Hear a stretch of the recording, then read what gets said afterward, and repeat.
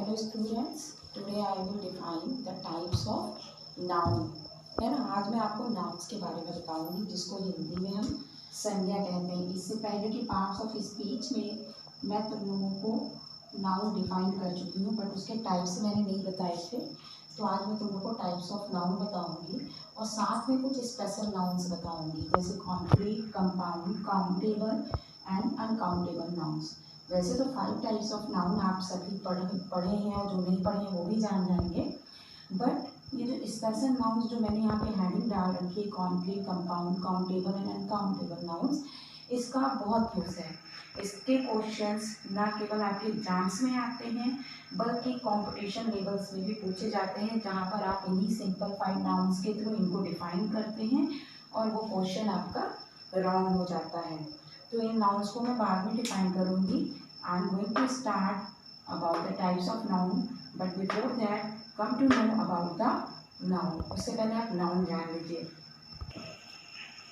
तो मैंने नाउन की यहाँ पे डेफिनेशन लिखी रखी है। A noun is the name of any person, place, animal और थिंग्स। मतलब वे शब्द जो किसी पर्सन, प्लेस, एनिमल या थिंग के नेम को शो करते हैं उन्हीं को नाउन कहते हैं। अब नेम का मतलब ये नहीं हुआ कि केवल स्पेशल नेम ही ले, जैसे Soha, Mumbai, lion, mobile, special name ही ले। नेम का मतलब हुआ हम किसी भी चीज़ को जो भी आस पास है, जो पर्टिकुलरली थिंग्स है या पर्सन है या प्लेस है या एनिमल है, जो भी हमारे आसपास दिख रहा है, सब कुछ नाउन है, सब कुछ संज्ञा है। अगर मैं सिंपल भाषा में बोलूँ कि आसपास जो भी चीज़ आपको दिखती है, आप अपने चारों ओर जो भी कुछ देखते हो, सब नाउन है, तो वो गलत नहीं हो। अभी आप बैठे बैठे आप अपने आसपास देख लीजिए, विंडो, फैन, ट्यूबलाइट और आपके बॉडी पार्ट्स, आपके मदर, फादर, जो भी हो, चाहे उसका नाम हो या ना हो, सब कुछ क्या है, जितने भी ऑब्जेक्ट हैं, that are all nouns. Okay, तो नाउन की सीधी सी डेफिनेशन आपको समझ में आ गई होगी कि जो भी चीज़ किसी पर्सन, प्लेस, एनिमल या थिंग्स को बताती है, उनकी ओर इंडिकेट कर उनको बताती है, उसको हम नाउन कहते हैं। यहाँ कुछ एग्जाम्पल्स हैं, मैंने बहुत ही सिंपल एग्जाम्पल्स लिए हैं क्योंकि इससे पहले पार्ट्स ऑफ स्पीच में मैंने इसको बहुत अच्छे से डिफाइन किया है। Okay, Soha, Mumbai, lion and mobile, ये तो हो गई आपकी सिंपल नाउन की डेफिनेशन, जिसको कि हिंदी में संज्ञा कहते हैं। अब आ जाएंगे प्रॉपर नाउन, जिसको हिंदी में हम कहते हैं व्यक्तिवाचक संज्ञा।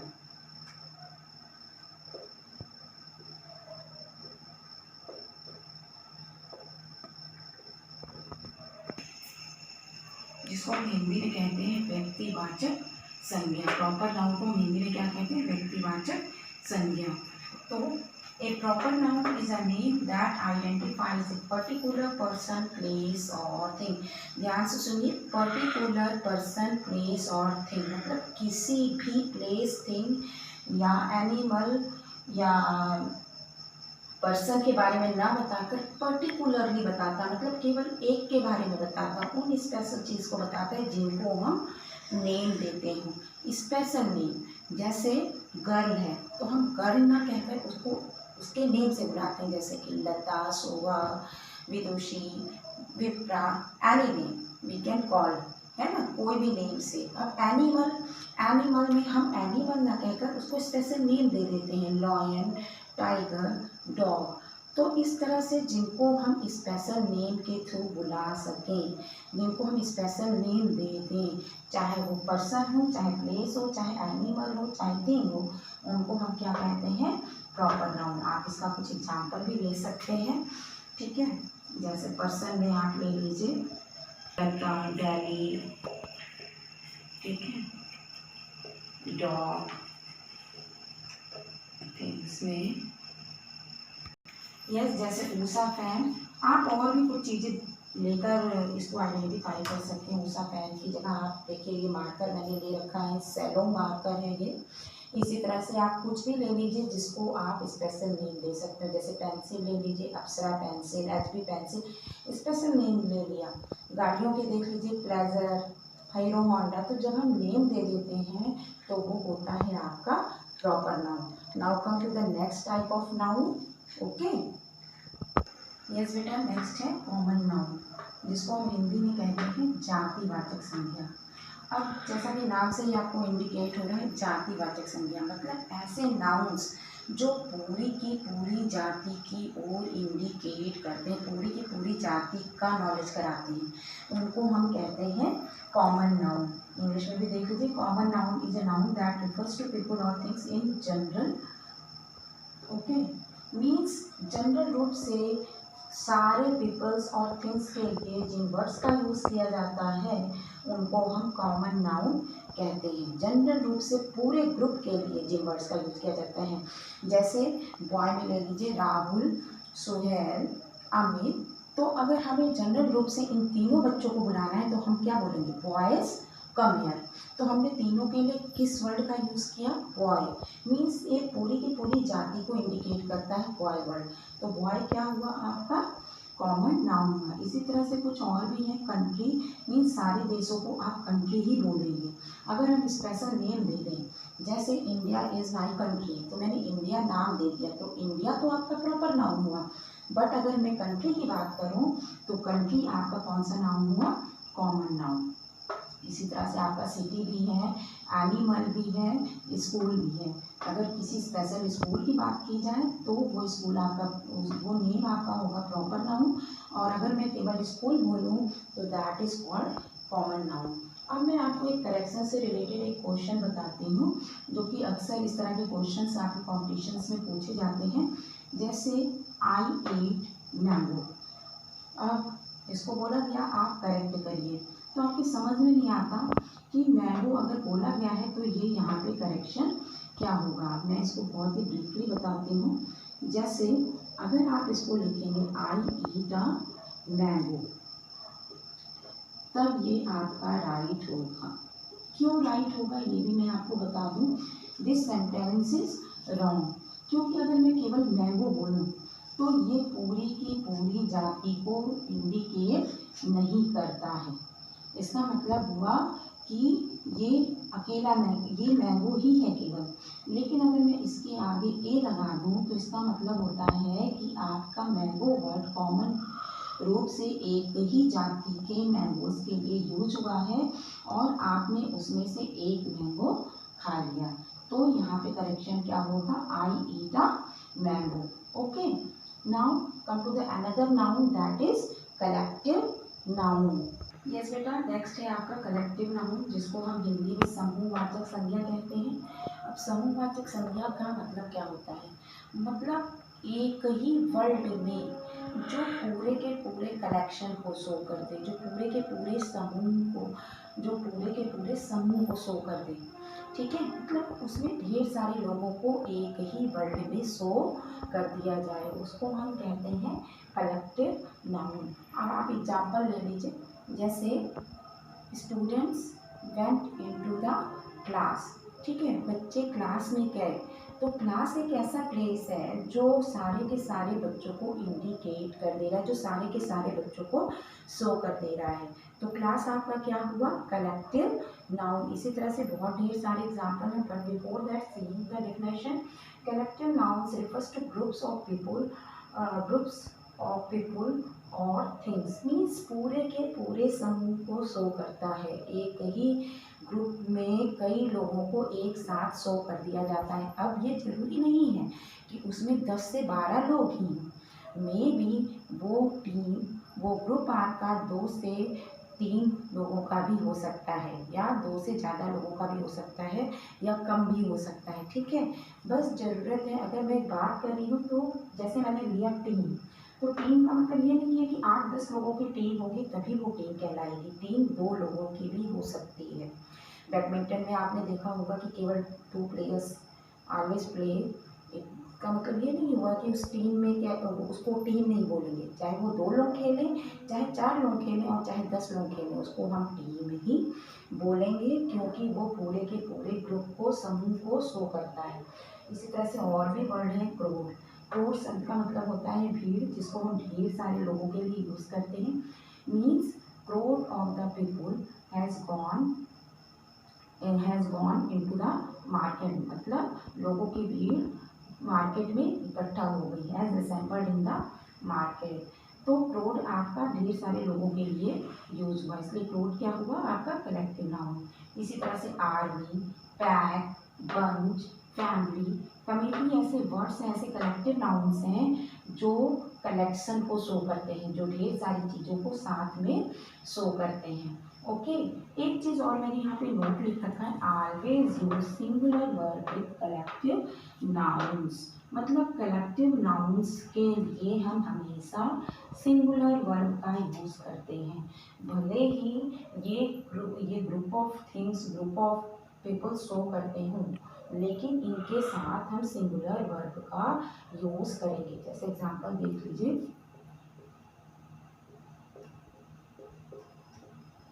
Pack of cards,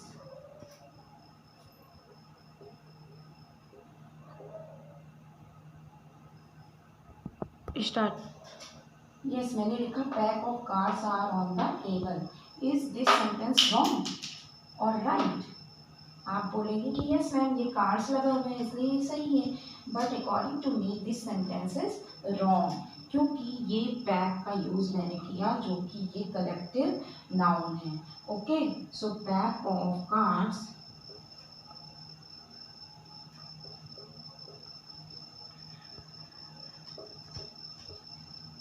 is on the table.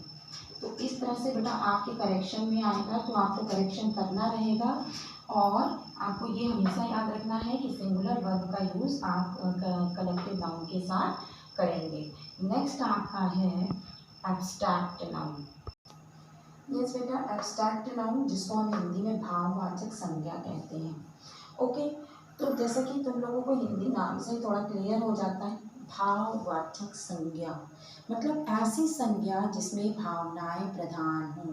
तो कहने से जब हम भावनाओं को संज्ञा का रूप दे देते हैं तो उसको हम कहते हैं भाववाचक संज्ञा या एब्स्ट्रैक्ट नाउन।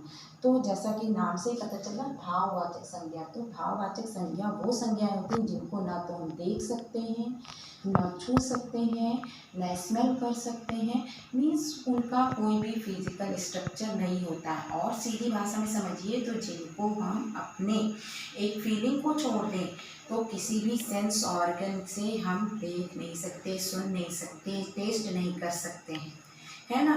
तो वे नाउन्स जो कि हमारे आइडियाज़, क्वालिटीज़ और कंडीशन को शो करता है और जिनका ना तो कोई फिजिकल स्ट्रक्चर होता है, जो टेस्टलेस होते हैं, ना तो हम उनको टेस्ट कर सकते हैं, ना तो हम उनको हियर कर सकते हैं, है ना, हियरलेस, हम हियर भी नहीं कर सकते हैं, और जिनको हम जो अनविजिबल होते हैं, जिनको हम देख भी नहीं सकते हैं, तो उनको हम क्या कहते हैं, एब्स्ट्रैक्ट नाउन या भाववाचक संज्ञा।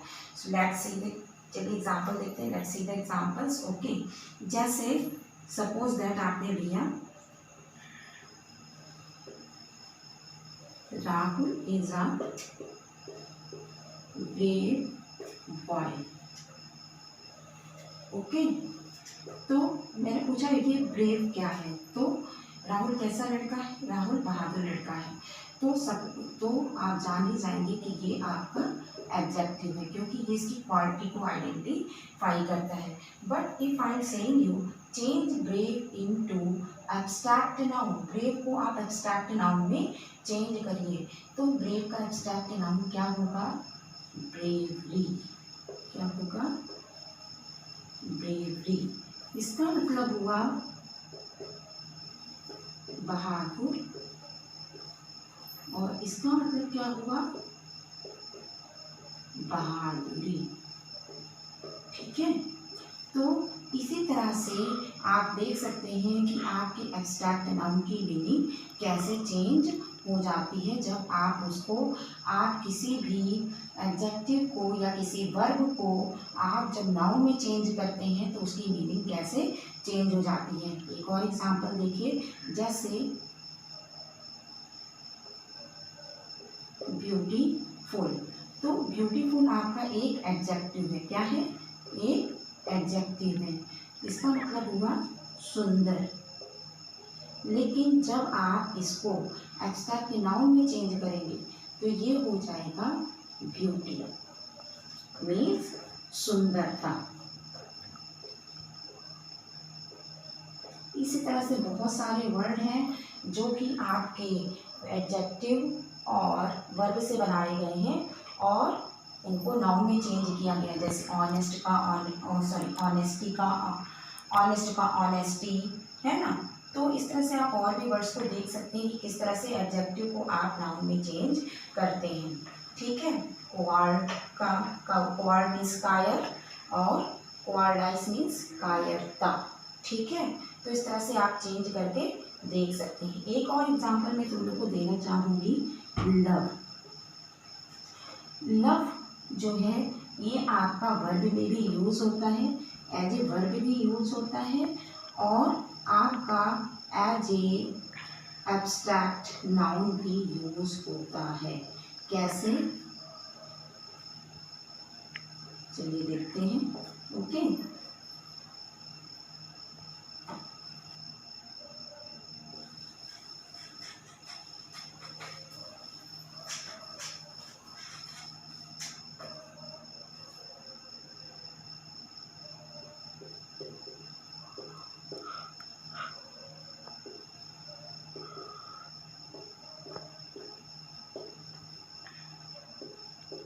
he loves his brother very much। तो यहाँ पर लव का यूज एज ए वर्ब हुआ है, बट हम बोले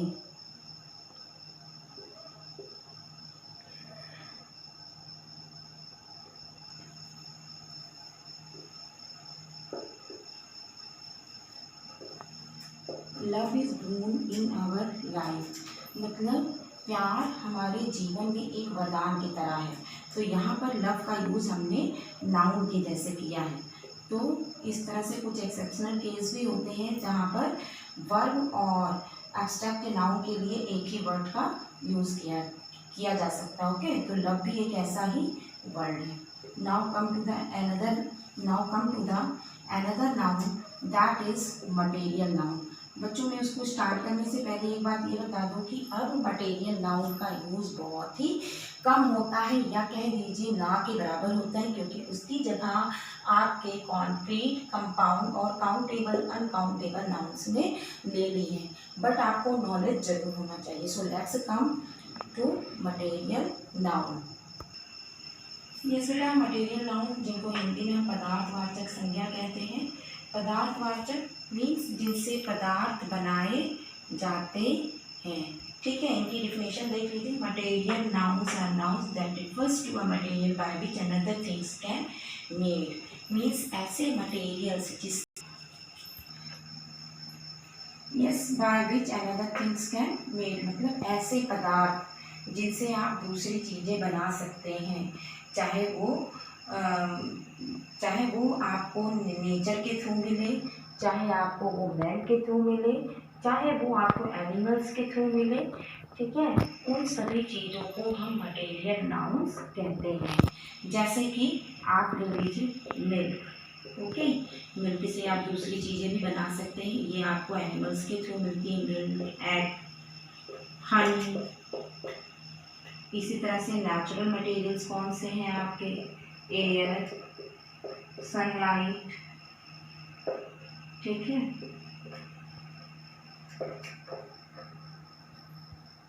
और प्लांट गिविंग कौन से होते हैं, जैसे कि आपका हुआ बार, लीव्स। ये सब आपके क्या हैं, मटेरियल नाउन्स हैं। इसी तरह से आपके कुछ ऐसे मटेरियल्स हैं जो मैन मेड भी होते हैं, जैसे कि आपका हुआ एसिड हुआ, पॉलीथीन हुआ। ठीक है, ये सब प्लास्टिक हुआ, ये सब क्या है आपके मटेरियल्स हैं। ये काउंटेबल और अनकाउंटेबल दोनों होते हैं। इसीलिए मैंने कहा कि अब इस नाउन का यूज़ नहीं करते हैं, क्योंकि इनको हमने किस में रख दिया है, किस सेक्शन में रखते हैं काउंटेबल और अनकाउंटेबल में। तो बच्चों जब भी आपके एग्जाम में इस तरह के नाउन्स आए तो आप उसको मटेरियल नाउन ना लिखकर काउंटेबल और अनकाउंटेबल नाउन लिखेंगे। जैसा कि नाम से ही पता चल रहा है कि जो नाउन्स गिने जा सकते हैं उनको काउंटेबल नाउन्स कहते हैं और जो नाउन्स गिने नहीं जा सकते हैं उनको हम अनकाउंटेबल नाउन्स कहते हैं। ठीक है, काउंटेबल नाउन्स में आपका आ जाता है जैसे कि यस बेटा, तो काउंटेबल में उन नाउन्स को रखा जाता है चाहे वो भले ही मटेरियल नाउन हो, लेकिन काउंटेबल में उन नाउन्स को रखा जाता है जिनको आप काउंट कर सकते हैं। जैसे एग हुआ, है ना, लीव्स हुई, अगर थोड़ी लीव्स है तो आप काउंट कर सकते हैं। नेक्स्ट आपका जैसे कि चिल्ड्रन हो गए। अब आप बोलेंगे मैम ये तो कलेक्टिव, ये तो आपका कॉमन नाउन को शो करता है, बट मैं चिल्ड्रन की बात कर रही हूँ, चाइल्ड की नहीं। अगर मैं चाइल्ड बोलूँगी तो वो कॉमन नाउन होगा, लेकिन मैंने यहाँ चिल्ड्रन बोला तो ये आपका कौन सा नाउन हो गया, काउंटेबल नाउन हो गया। अब आ जाइए अनकाउंटेबल नाउन में। अनकाउंटेबल नाउन में आप देखिए जैसे मिल्क, तो मिल्क अगर आता है तो आप लिखेंगे अनकाउंटेबल नाउन। इसी तरह से आप हनी ले लीजिए, ग्रास, ओके, ग्रास हो गया, एयर हो गया, इनको आप काउंट नहीं कर सकते हैं। एक बात और बता देता, जो अनकाउंटेबल नाउन होती है उसको हम प्लूरल फॉर्म में नहीं लिखते हैं, मीन्स उनके आगे हम प्लूरल नहीं लगाते हैं। जैसे ग्रास, हमें ढेर सारी ग्रास के बारे में भी बताना है तो भी हम ग्रास लिखेंगे। अगर हमने यहाँ पर ग्रासेस कर दिया तो ये रॉन्ग हो जाएगा, इसका राइट वर्ड क्या है, ग्रास। इसी तरह से हेयर, अगर हेयर आपको लिखना है तो आप हेयर से नहीं लिखेंगे, चाहे वो ज़्यादा हो चाहे एक हो चाहे जो भी हो, आप इसके लिए कौन सा वर्ड यूज़ करेंगे, हेयर। ओके, तो अनकाउंटेबल नाउन्स वो होते हैं जिनकी आप प्लूरल फॉर्म्स नहीं लिखते हैं, साथ में जिनको काउंट नहीं किया जा सकता है, लिक्विड फॉर्म में भी होते हैं और आपके सॉलिड फॉर्म में भी होते हैं। Okay, so I think now you understood countable uncountable. इसमें मोस्ट इंपॉर्टेंट बात यह है कि अगर आपके कॉम्पिटिशन में आता है तो मटेरियल नाउन्स को भी आप काउंटेबल और अनकाउंटेबल ग्रुप में शो करेंगे, ना कि मटेरियल नाउन्स में। अब जो मैं आपको नेक्स्ट 2 नाउन्स के बारे में बताने जा रही हूँ, concrete and compound nouns, that are very important for your exams, for your competition levels. Okay, now see firstly concrete noun. Yes बेटा, तो मैं बात कर रही थी concrete nouns की, तो ये बहुत ही इम्पोर्टेंट है, ध्यान से देखिएगा।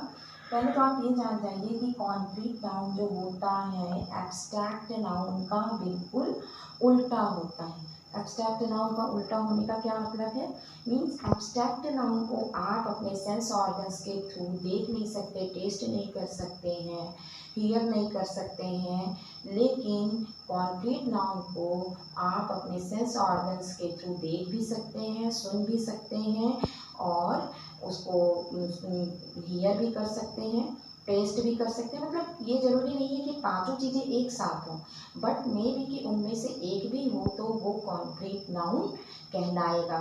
ठीक है, तो concrete noun is a noun which refers to a people and to things that exist physically and can be seen, touched, smelled, heard और टेस्टेड। मीन्स कॉन्क्रीट नाउन वो नाउन होते हैं जिनका फिजिकल स्ट्रक्चर होता है, जो फिजिकली महसूस किए जा सकते हैं, या तो देखे जा सकते हैं, या तो उनको हम छू सकते हैं, या स्मेल कर सकते हैं, सुन सकते हैं या टेस्ट कर सकते हैं। अगर इन पांचों में से कोई एक भी चीज़ कर लें तो इट मीन्स वो कॉन्क्रीट नाउन है। जैसे कि डॉग, ट्री, रेन, बीच, नॉइस। अब आपके मन में एक और डाउट हो रहा होगा कि डॉग तो आपका कॉमन नाउन है, ट्री आपका कॉमन नाउन है, क्योंकि ये एक ग्रुप को शो करता है, सारे ट्रीज इसमें आते हैं, बीच एक कॉमन नाउन है, तो ये कॉन्क्रीट नाउन कैसे हुआ। तो मैं आपको नोट में यहाँ मैंने लिखा है, All common nouns are complete, but all complete nouns are not common. Means जितने भी कॉमन नाउन होते हैं वो सब कॉम्प्लीट नाउन होते हैं, लेकिन सारे के सारे कॉम्प्लीट नाउन्स कॉमन नहीं होते हैं। जैसे कि आपका रेन, रेन को आप जो है देख भी सकते हैं, इसको फील भी कर सकते हैं। जब इसकी बूंदें गिरती हैं तो टप टप की आवाज़ होती है। नॉइज़ को आप सुन सकते हैं, तो एक तरीके से ये भी कॉम्प्लीट नाउन हुआ। इसका मैं भी एग्जांपल भी समझा देती हूँ। बट अगर आपसे पूछा जाए कि ये किस तरीके का नाउन है तो आप कंफ्यूज हो जाएंगे। आप इसको या तो कॉमन कर देंगे या प्रॉपर नाउन कर देंगे। तो जब भी आपके एग्जाम में क्वेश्चन आए कि which type of noun is rain, noise, इस तरह का कोई भी क्वेश्चन आए तो आप उसको कॉम्प्लीट नाउन के ग्रुप में रखेंगे। आप उसको कॉमन प्रॉपर ऐसे नाउन्स नहीं शो करेंगे। और एक क्वेश्चन और यहाँ बनता है कि अगर आपके एग्जाम में डॉग, ट्री, बीच इन सारे नाउन्स को दिया जाता है तो आप उसको कॉमन नाउन में शो करेंगे या आप उसको कॉम्प्लीट नाउन में शो करेंगे। तो सपोज दैट अगर ऑप्शनल केस है कि प्रॉपर दिया है, कॉमन दिया है, काउंटेबल अनकाउंटेबल दिया है, तो आप उसमें से कॉमन करेंगे, ठीक है। बट अगर आपसे पूछा जा रहा है तो आप या तो उसको कॉमन में रखेंगे या कॉन्क्रीट में, दोनों ही राइट आंसर है। Okay, now come to the example of rain. I enjoyed the rain, ठीक है।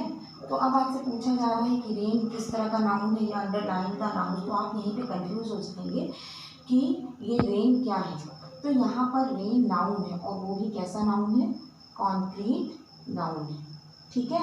ये बहुत ही ब्रीफ पॉइंट में बता रही हूँ, उस पर जरूर ध्यान देना। ये कैसा नाउन है, कॉन्क्रीट नाउन है। इसी तरह से आई लिसन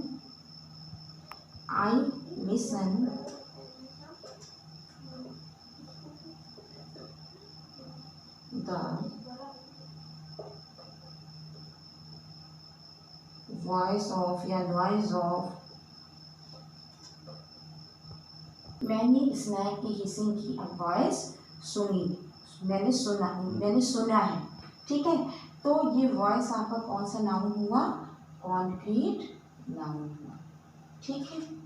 ओके, तो now you can understand that कि कॉन्क्रीट नाउन और कॉमन नाउन में क्या डिफरेंस है। और आपको ये भी समझ में आ गया होगा कि सारे के सारे कॉमन नाउन्स जो होते हैं वो कंप्लीट होते हैं, बट सारे कॉन्क्रीट नाउन्स कॉमन नहीं होते हैं। Now come to the last noun, that is compound noun. I am going to explain this now.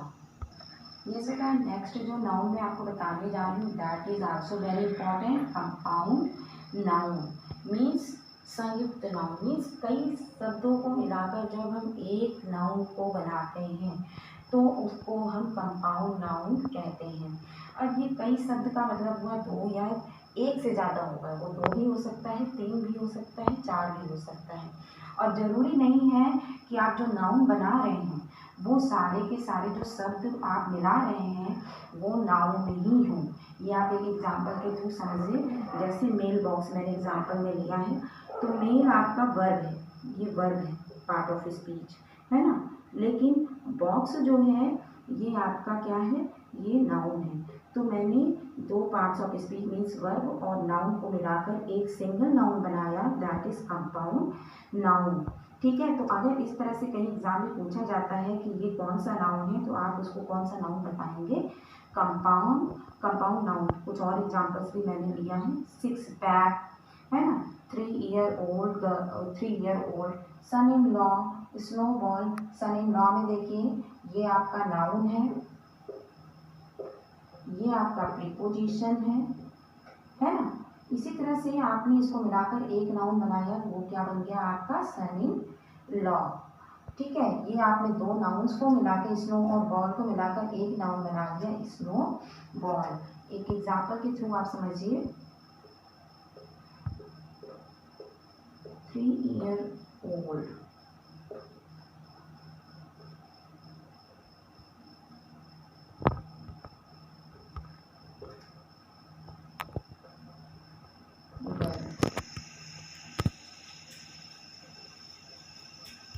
has danced nicely। ठीक है, तो ये आपका क्या हुआ, कंपाउंड नाउन। ओके, सो बेटा this is your types of noun.